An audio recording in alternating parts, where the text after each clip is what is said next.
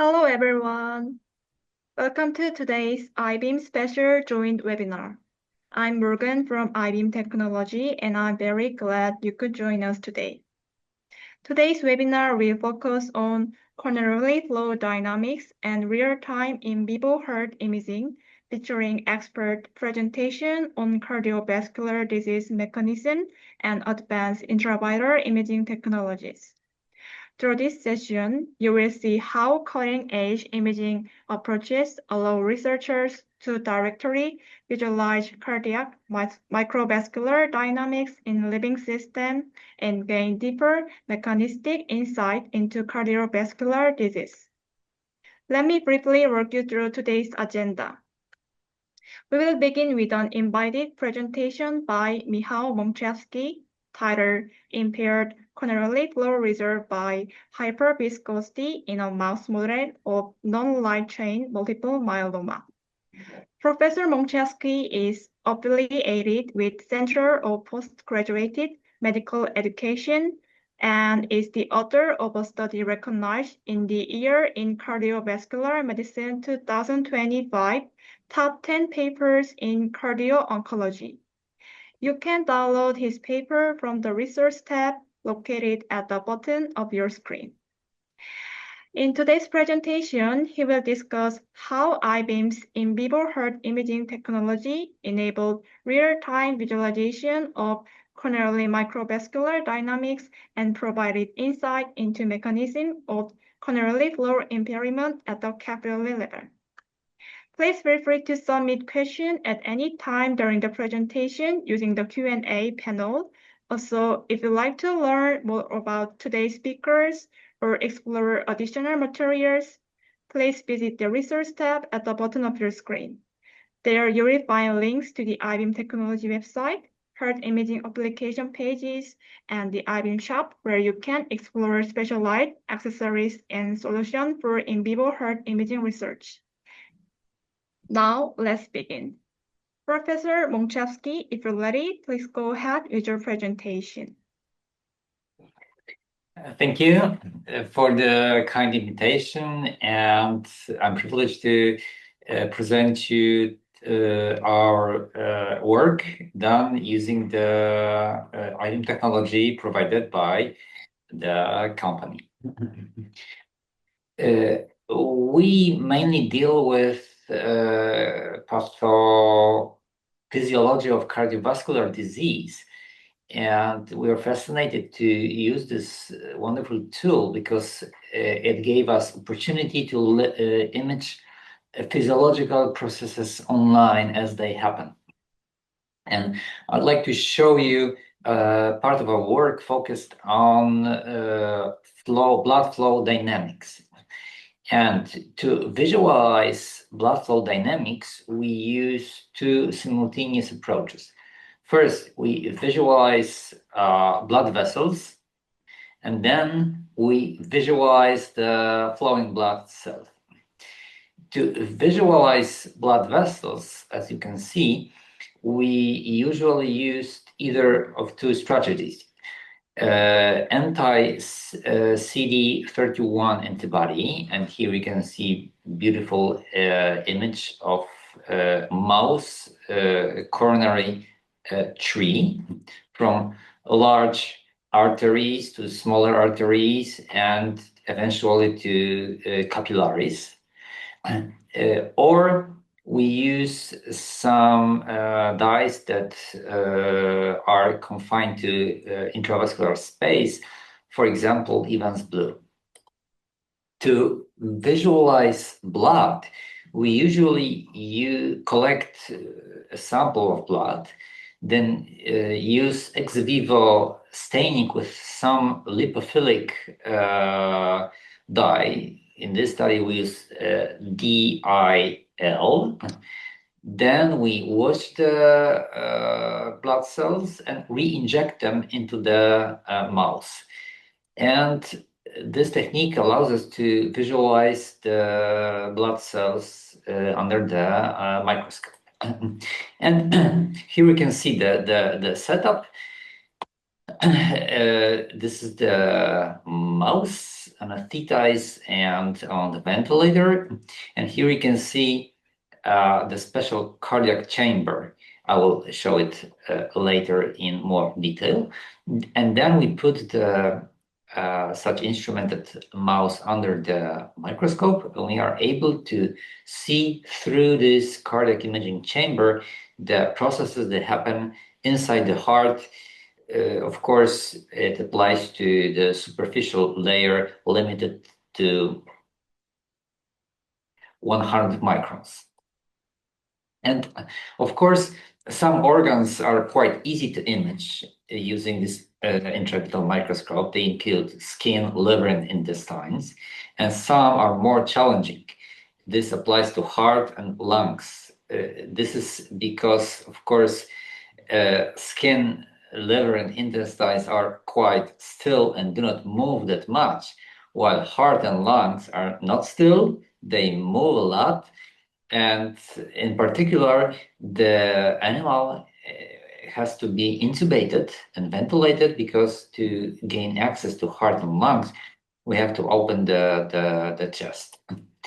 And starting from those organs that are less challenging to visualize, here we can see the intestines, and those cells are intestinal villi cut perpendicular.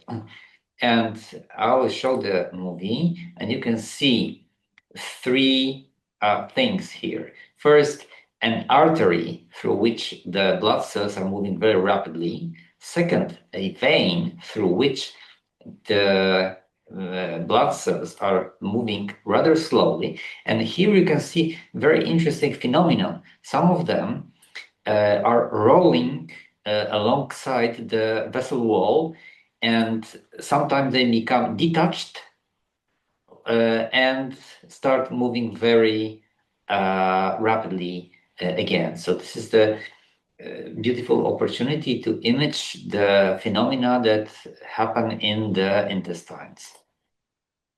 Another example of imaging of intestinal circulation, here we can see an artery and a vein, and you can clearly see the difference in the velocity of blood flow through veins and arteries.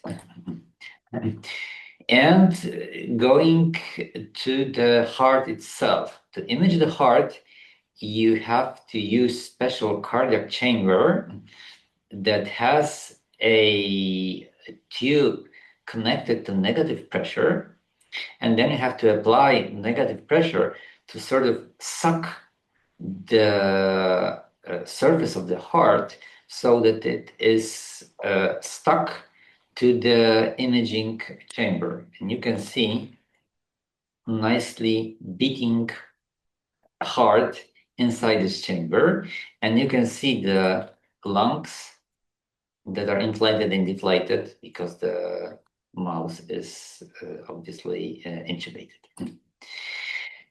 And the imaging itself, here you can see a large coronary epicardial artery through which the blood is flowing rapidly. So here it is. And here you can see how this artery is pulsating. And you can see the individual blood cells, red blood cells, flowing rapidly through this artery. And some of them are flowing into this smaller branch of this artery. And these pulsations are, of course, compatible with the heartbeat of the beating mouse heart. When we switch to smaller arteries, here, for the sake of clarity of presentation, you can see the small coronary artery. It is approximately like 30 or 40 microns in diameter. Here you can see the coronary capillaries, and to visualize the blood flow through these blood vessels, we slow down the movie like 4 times. And here you can see the beating heart, and clearly you can see that those red blood cells are moving not only through the artery, but also through the capillaries. And you can also see that although the quality isn't that good, that those red blood cells sort of fill the whole diameter of those small capillaries.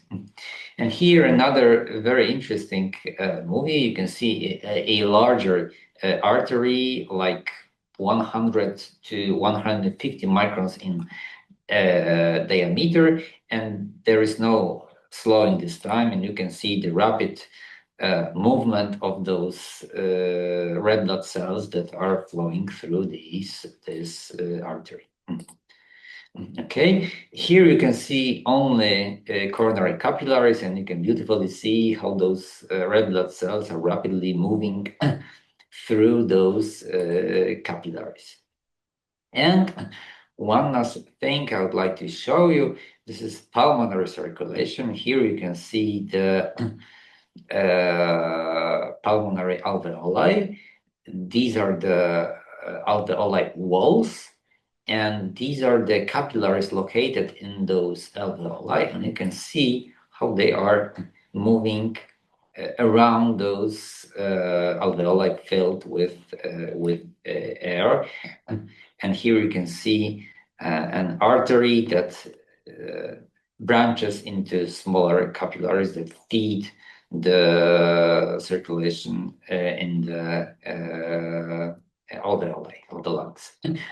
And these were the movies I wanted to show you, to show you how the microscope works and what you can observe. And two last slides, I would like to show you what we did with this microscope to obtain data. First, to measure coronary flow dynamics, we usually used small number of red blood cells. So we re-injected such a number of red blood cells that we were able to see individual blood cells. And here you can see why, because this is a isolated capillary from this movie, and we are able to show frame by frame, because frame rate is here approximately 30 to 40 per second. So we are able to watch how the single red blood cell is flowing each 33 seconds. And you can see that within this time, the red blood cell moves rather steadily forward. And by measuring the distance and dividing it by the time that it took it to get from here to here, we can easily calculate the average velocity. The same applies to larger vessels, in this case, coronary artery, and we are also able to do this trick to measure the red blood cell flow velocity. And then we use this red blood cell flow velocity to obtain insight into coronary flow dynamics.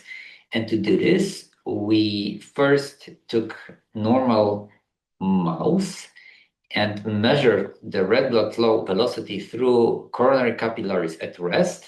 And then we injected adenosine to induce reduction of coronary resistance and to see if the red blood cell flow velocity increases.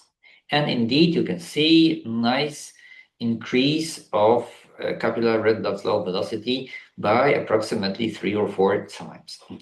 And we took this approach to verify the hypothesis that blood cancer, that is multiple myeloma, causes abnormalities of coronary flow reserve. And indeed, you can see if you take a look at this last two bars, that although the baseline coronary blood flow velocity was unchanged, the coronary flow reserve, that is the increase by adenosine injection, was almost abolished. And what is amazing about this microscope, it enabled us to see what was the real cause of this problem. That is, we are also able to see how the arteries dilated upon adenosine injection. And you can see that there was almost 50% increase in arterial diameter with adenosine injection. In those mice with blood cancer, there was also a dilation, but it was rather diminished. But the question is whether the problem was located in those arterioles or in the capillaries. To do this, we also measured red blood flow velocity in the arterioles themselves. And you can see in those normal mouse, you can see that not only the arterioles dilate, but the velocity of red blood cell flow through these arteries increases. While in those mouse with blood cancer, you could see mild arterial dilation, but no increase in red blood cell flow velocity, even insignificant reduction. So this points to the capillaries as the culprit of the problems, because you see that although arterioles dilate, you see no increase in blood flow velocity and no increase in capillary blood. So if the problem is not located in the arterioles and other arteries, it must be located in the capillaries. So thus, we're able to use this amazing intravital microscopy to not only observe a phenomenon, but try to gain insight into mechanisms that underlie this problem. And to conclude, I think that intravital microscopy is a great tool to image processes online in living animals as they happen. And I think it's the greatest benefit you get from this technique. And another conclusion is that heart and lungs are most challenging to image, but simultaneously most fascinating data you can obtain from imaging those two organs. Thank you so much for your time.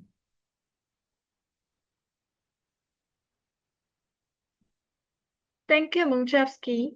I think the Q&A have one question. So is this system feasible to be used in larger animals, for example, in swine models? Well, I don't think so, because from the technical point of view, if you take a look at this slide, you have to put an animal on a table and then insert it to the microscope to image it. So it had to be a very small swine to sort of accommodate here. So, but I think the only limitation is the construction of the microscope itself. So there's no other technical issue that would prohibit. So with reconstruction of this imaging chamber, of course, you could image anything you want. Thank you. And one of the attendee put hands. Please leave the Q&A panel or chat to us, and we will address the question. So now let's move on to second question. So, Professor Kim, could you please share your slides? Yes, one moment. All right, so can you see? Can you see my screen? Yes. Okay, Perfect. so should I begin? Yeah, but the introduction is needed. So next, it Okay. is my pleasure to introduce Pilhan Kim, professor at KAIST Graduate School of Medical Science and Engineering, and also CEO of iBeam Technology. In this technical session titled Real-Time In Vivo Heart Imaging with Intravital Microscopy, Professor Kim will introduce how advanced intravital imaging systems and specialized accessories enable researchers to observe cardiac and vascular dynamics at the cellular level in real time. He will also discuss experimental approaches and key applications of intravital microscopy in research. Please continue submitting your questions through the Q&A panel at any time. We will address them during the Q&A session. Professor Kim, please begin. Okay. Okay, so hello everyone. So my name is Pilhan Kim, and I'd like to add one answer to the previous Q&A session. The question about the application for large animal, such as swine model. What our standard microscope cannot deal with those large animal, but we have some customized model that can be used in a large animal model, including pig and non-human primate, which I will show you later at the end of my presentations. So anyway, I will introduce about our all-in-one real-time intravital microscopy system and its solution, and how we utilize this system for in vivo visualization of a beating heart in a live animal model.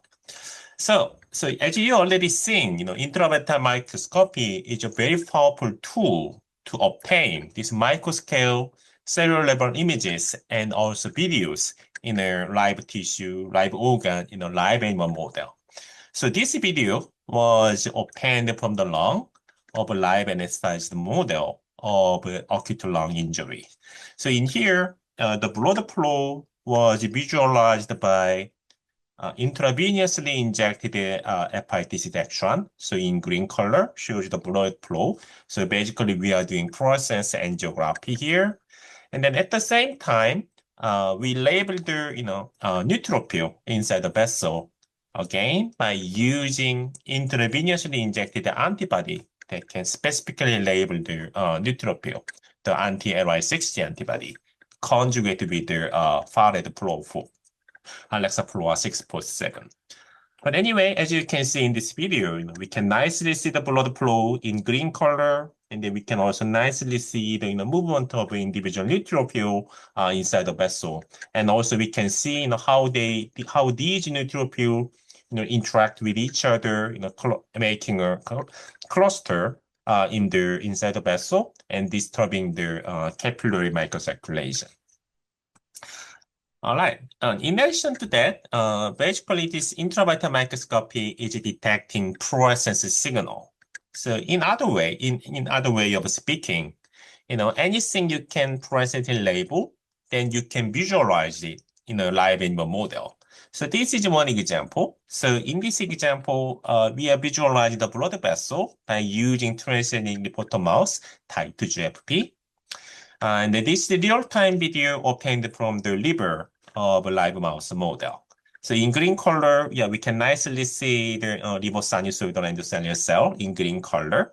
And here in red color, we intravenously injected fluorescently labeled nanoparticle with a size of 250 nanometer. So as you can see, we can see this nanoparticle in real time, how they, delivered through this liver sinusoid vessel, and then how they accumulated inside the liver sinusoid in real time, and how they distributed it. And then in blue color, actually, we are also, looking at the, red blood cell. Those were prepared in the same manner as Dr. Michał already presented you. So this blue, red blood cell was labeled ex vivo and then re-injected to see the blood flow. So in short, intravital microscopy is a very useful technique because we can acquire these live cellular level images and videos in a live in vivo animal model with molecular and functional informations. And then not just the heart or lung, we have been able to image more than 30 different organ and tissue, all in a live mouse, all in live NSIJ mouse model. So we have been imaged bone marrow, brain, this is brain tumor, again, all in this live NSIJ mouse model. Well, retina, skin, various tumor model, pancreas, spleen, GI tract, adipose tissue, prostate, even uterus and bladder, which is not shown in here, but placenta in a pregnant mouse model, lymph node, memory tissue, cell transplant, kidney, muscle, liver, heart, lung, and so on. So to visualize all those different organs, we made this dual mode intravital all-in-one package in a confocal two-photon microscope. So this is quite compact, so you can put it anywhere inside the animal facility or even standard lab space. So this is how it looks like. So it has a front sliding door. So you just open the front sliding door, and then you can put the anesthetized mouse under this heated motorized stage, and then put it into the microscope, and then use standard microscope objective lens to obtain the images. And then I like to say the stage is heated. And then all the internal space is also heated to keep the mouse body temperature to be stable at 37 degrees Celsius during this intervital imaging. And then, those, body temperature monitoring and then glass heating and the tissue temperature sensor is all integrated inside this microscope. So it's ready to be used to deal with this live NSIJ mouse model. Okay. And then this microscope is capable of both four-color two-photon microscope imaging, and also at the same time is capable of four-color confocal fluorescence imaging with this single box. And then for two-photon microscope, we can connect variety option of pentasecond pulse laser for two-photon imagings. So to explain a little bit more about the principle of a two-photon microscope, the two-photon fluorescence signal is intrinsically generated only from the focus, as you can see in this photo. So we can easily achieve, optical sectioning of 3D biological tissue, such as live organ and live tissue in a live mouse model. And then by using this near-infrared pentasecond pulse laser, two-photon microscope can penetrate more deeply into the biological tissue, more than 100 micrometer to 250 micrometer, depending on the tissues. And then also, this two-photon microscope is capable of label-free second-order generation imaging, which is particularly useful to visualize the fibrous collagen in vivo. So actually, this is our result obtained from the liver of a live mouse model. So in here, we are visualizing the fibrous collagen in the liver. So this is a liver fibrosis model. So in green color, we are looking at the collagen fiber. And then in red color, actually, we are visualizing the lipid droplet inside the hepatocyte. Those are fluorescently labeled by intravenously injected probe, SF44. So the fluorescence imaging and second-order generation imaging can be done simultaneously. So let me show you one example. So this is the again 3D section G-STAG images of live skin of a live NSIJ mouse model.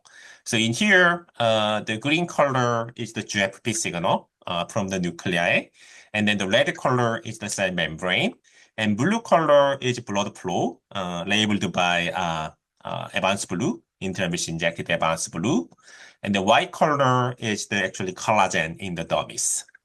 So as you can see in here, we can nicely visualize the capillary, hair follicle, and all those cell nuclei, and then dermal collagens. And then this is another example obtained from the muscle. So again, so in blue color, we can nicely see the blood flow, and the red color cell nuclei. This muscle fiber is multinucleated cell, and then also at the same time we can also see that this myosin filament that also have a very strong SHG signal. So we can nicely see this periodic structure inside the muscle fiber. And then not just a single field of view. So our microscope can do automatic, stitching of multiple images and to generate these large area, mosaic images. And then these high resolution images can be obtained from other internal organs such as pancreas. So all these other, ice cell in the pancreas. These large area images obtained from the liver, not liver, sorry, pancreas. And this is a kidney. So our microscope is capable of, cellular imaging, very high resolution, enough to distinguish individual tubule, as you can see in this example, and also large area images. Okay, and this microscope is capable of very high speed imaging, the real-time imaging with speed of 50s to even 100 frames per second with 512 by 512 pixels per frame. Okay, and then based on this, real-time imaging capability, we built in automatic live tissue motion compensation function inside. So actually, this is the real-time video obtained from the beating heart. So we also use those stabilization imaging chamber. But still, this heart is beating. So you can see the heart is very actively beating. And then actually, this is slow down motion. And then, but anyway, from here, we can compensate the tissue motion and then do averaging to increase the SNR, the signal to noise ratio. So the way of doing it is we just record these video rate real-time videos, and then we automatically perform this in-focus frame gating. So we only select the frame, those are in focus. And then after that, we do frame by frame image registration to compensate this tissue motion. And then this is the result. So from this moving heart, within this motion compensation algorithm, we can generate this very high resolution, high quality images from the beating heart. So if your microscope doesn't have this kind of motion compensation function, you will suffer this image blurring. Or if your microscope is slow, then again, you will end up this very blurred images.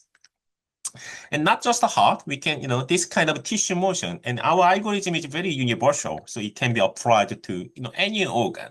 So this is a kidney. So even from this movement can be very nicely, very precisely compensated and then generated these high resolution images. Okay, and then this function, again, it's very easy to use because it's automatic. So all you need to do is just turn on this motion compensation function and press the image capture button. And then in just several seconds, it automatically do this motion compensation and generate this, very nice images from the moving tissue. And then we further expand our real-time imaging capability by introducing the state-of-the-art AI denoising algorithm. So this is a collaboration work with another professor at KAIST in Korea, Young-Yoon. And then based on blind spot denoising algorithm, we developed this automatic optimized denoising AI model for high-speed microscopic video. So let me just show you several examples. So in here, again, we use HDV-GFP MTMG mouse. And at the same time, as Dr. Michał, presented it, we injected this fluorescently labeled red blood cell to see the blood flow inside the capillary. Actually, this is skin. So this is a low video. And this left-hand side is the denoised video. So as you can clearly see, we can increase signal to noise ratio in this real-time video, and then make it very useful to visualize this high speed dynamics inside the skin and then also in the vascular. So this is another example. This is another real-time video obtained from the muscle. So we can see many red blood cells flowing in this large vessel here, and then after denoising, yeah, we have a much better resolution, much better signal to noise ratios. And then this algorithm works beautifully with more noisier videos. So this is another example. So this is the real-time video obtained from the kidney, and then you can see many red blood cells flowing in this intertubular capillaries here. But after denoising, it nicely increased in SNR more than 100 times. And then this algorithm works beautifully with even much more noisy videos. So this is the real-time video obtained from the brain, showing and then we intentionally increase the noise level here. So we cannot see much in this low video, but after denoising, automatic denoising, we can identify this very hidden, the cellular level structure from these real-time videos. And again, this software is automatic version. So it's a single button click is the only thing you need to do. And it automatically, denoise all the real-time video. Okay. And then it can be, used with the other any video format, although it's optimized with our microscope. And then in terms of imaging speed, this imaging speed is only limited by the number of the pixels in y-axis. So with the 512 y-axis pixels, our imaging speed will be 50. But if you decrease this pixel number to like 256 or 128, then inverse proportionally, the imaging speed will be increased like 100 frames per second or 200 frames per second. But x-axis pixel number doesn't matter. So we can make this rectangular imaging frame. And then by doing that, you can increase the imaging speed even further, more than 50 frames per second, all the way up to 400 to 800. Okay. So let me just show you, how we image this lung and heart. So, as you know, the heart and lung is always moving inside the thoracic cavity, right? So this tissue motion, heart beating, and lung expansion and contraction is the biggest challenge for intravital microscopic imaging. And then also, we require this open chest surgery. So we need to deal with the sanitization, ventilator, and then monitoring and managing of the animal, during these imagings. All those things is already, solved as a solution, and then it's already integrated into our microscope. So we have, temperature control, body temperature control functions already built in our microscope. Okay, Dr. Mian already explained a little bit, but let me explain a little bit more. So this is our one of the version of our imaging chamber for the lung imaging. So in here, so as you can see in here, we have a small hole, so we can suck out the air, and then we can build up the negative air pressure, very gentle negative air pressure, like 3 to 5%. And then that is enough to stabilize this lung surface to this transparent cover glass, as you can see in here. So with suction, so we can stabilize it, but it's very gentle. So we are not disturbing the red blood cell flow. So as you can see in this video, again, we use tight GFP mouse, and then red blood cell is intravenously injected after process labeling. So we are not disturbing the blood flow, although we still have some residual motion. And this residual tissue motion can be automatically compensated by tissue motion compensation function, as I explained to you before. And after that, we can obtain this very nice timeless videos. Okay, the whole procedure is like this. So first we do, intubation, right? And then we connect it to the mechanical ventilator to keep the mouse to breathe during this open chest surgery. And then we perform, little bit surgery to expose the lung or heart, and they use our imaging chamber to stabilize the motion. And then all this stage is heated. So we don't need to worry about their body temperature, and then we put it into our microscope under this objective lens, and then we can obtain the microscopy real-time videos. Okay, so this is our the suction controller, the tissue. We call it tissue motion stabilizers. So you can see this pressure, right? So we first need to adjust the airflow. And then we set the pressure level we want to achieve here. So we will adjust it to 930. Okay. And then we just press the button to start it. And then within 10 seconds, we built in the negative air pressure inside the imaging chamber. Okay. So now we reach yes, 930.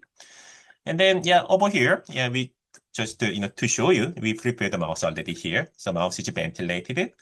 And then after that, with this negative air pressure, we just need to, adjust a little bit. And then it instantaneously, stabilize the lung surface motions, as you can see in here. Okay. And then this, this thing can be, same principle can be applied for the heart imaging, as Dr. Michał showed already. So we have, this same window with a little bit different design. So here, this imaging window is now 2 millimeter. And then after suctions, we use a little bit higher negative air pressure than the lung, but we have enough to, we can achieve enough, stabilization, enough to visualize all these, vessels and the phagocytes. Mostly it's macrophages in here. And then we use, frame registration and averaging to increase the signal and obtain this, high resolution images. Okay, so this is another video obtained from the heart. So in here, again, we labeled the endothelial cell with the CD31 antibody. And then we inject the fluorescent labeled red blood cell in red color. So we can see the red blood cell flows. And at the same time, we use this LIGM TG mouse model. So we can see this neutrophil in green color and then some macrophage. And then in this image sequence, you can see this flowing cell, the individual flowing cell through this coronary vessel. Okay, and then, we have a motion compensation function, which means we can, make larger images with automatic stitching. So in this example, we use lymphatics specific reporter mouse, Prof. GFP. So in green color, we have very nicely visualized the lymphatics in the epicardium in green color. And at the same time, we inject the CD31 antibody again, and then label this capillary. So this is not the ex vivo image. This is the live images of the live mouse model. Okay. And then, also, we can, visualize the obtain these 3D images. So in this example, we have done high-PET diode for 8 weeks, and then to induce this epicardial PET accumulation. In white color, this is lipid. So it's labeled by fluorescence probe SF44 again, and then we can nicely see this lipid. And then under this epicardium, we can see these capillaries and some immune cells to increase the number of this macrophage. Okay, and then this is the comparison. All right, so today I mostly focus on heart and lung, but we have other imaging window techniques for other organs such as brain and the other subcutaneous cancer model, and then abdominal organs such as liver, kidney, spleen, memory tissue, pancreas, uterus. All those different organs we have readily made imaging chamber that can stabilize this tissue, and then by doing that, we can achieve high resolution images. Okay, this is our standard model, but then we have some modified version with a much larger open space. And then by using it, we can easily deal with a little bit larger animals such as rat, ferret, or even rabbit. And of course, from this, little, medium-sized animal, still we can achieve, several level images from lung and heart and other organs. And then this is our, more customized version. So we miniaturized our microscope and then put it into this articulating robot arm. Okay. And then, as you can see in here, we can, roughly put our microscope head, imaging head, into anywhere we want to image it. So it can be used with a large animal, such as pea or non-human primate. And after we place our microscope, this robotic arm can be remotely controlled in micrometer precision. So, and then by using it, it can also achieve this cellular resolution images. Okay, and then the software is also important. So we are providing IBM Studio, which is specialized for this intravital image processing and visualization. So this is 3D images obtained from the sick brain tissues. And then we can, readily do, 3D rendering and then rotations, and then to see the cellular structure in 3Ds. And then also we can provide this 4-dimensional data set. So basically, we do the 3D imaging at each time point, and they make this video. And then this red color is the vessel. The green color is the CXCR1 positive some immune cells. So we can see how these immune cells are move around in a live tissue in 3D over time. Okay, so our microscope, not just the CMKP in Dr. Mears, which is working. Our microscope has been installed globally, including big universities in the United States and also in Europe, and Germany, and Spain, and France, and China, and also in Korea. So if you are interested in this technology and this solution, please visit our webpage, www.ibeamtech.com, or simply send us an email to information@ibeamtech.com. All right, thank you very much for your attention. Thank you, Professor Kim. Now let's move on to Q&A session. So first question is there any organs that is difficult to image rather than you showed us? Well, yes. Well, actually, heart and lung is the most difficult organ. So compared to this heart and lung, other organ is much easier, I would say. So let me go back. So in here, this lung and heart is the most difficult organ. Other organs such as adipose tissue, or skin, or brain, well, it's not too difficult. So we can readily image these organs. Okay, the second question, let me just keep going. Second question is, what is the penetration capacity of this microscope to image internal organs? Okay, this microscope, as I told you, this microscope is capable of two imaging mode, both two-photon imaging and confocal imaging. With the confocal imaging, maximum is about 100 micrometer, 100 micrometer, or a little bit more, 120 micrometer with the confocal imaging mode. Well, with the two-photon microscope mode, we can penetrate deeper because, as I explained, by using this longer wavelength laser, this two-photon microscope can penetrate deeper to 150 to 200 or 250 to even further. It depends on the organs. In case of muscle and heart, even with the two-photon microscope, we can expect 150. But for other organs such as brain, we can penetrate much deeper, like 300 to 500 micrometer. Okay, and then okay. How much in the iBeam to purchase in the UK? Okay, that's very tricky question to answer openly. So roughly it's in the range of $500,000 US, more or less. And then, well, if you want to do both of two-photon and confocal, well, maybe $500,000 US. But if you choose only one single imaging mode, like a two-photon microscope only or confocal microscope only, then it can be much cheaper. So we have a representative in the UK. So please send us an email, then we can directly connect you to our representative in the UK. All right, and then the next question is, can you purchase the stabilizer separately? Well, yes. Yeah, we are selling our stabilization system, separately. So you can buy this stabilization solution only if you want to. So again, please contact us regarding those purchase. So let me go back. So this email address, information@ibeamtech.com.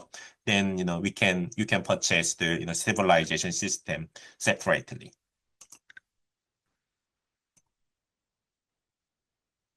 Okay. Oh yeah, Vitaly is here. So if you ever any more further questions in this area, please send the email to Vitaly.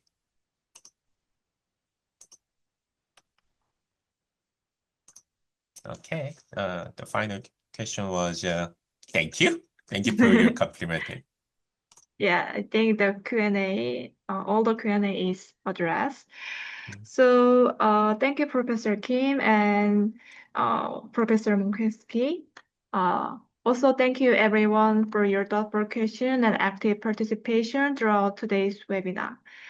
We hope today's session provided valuable insight into coronary microvascular research and real-time in vivo heart imaging technologies.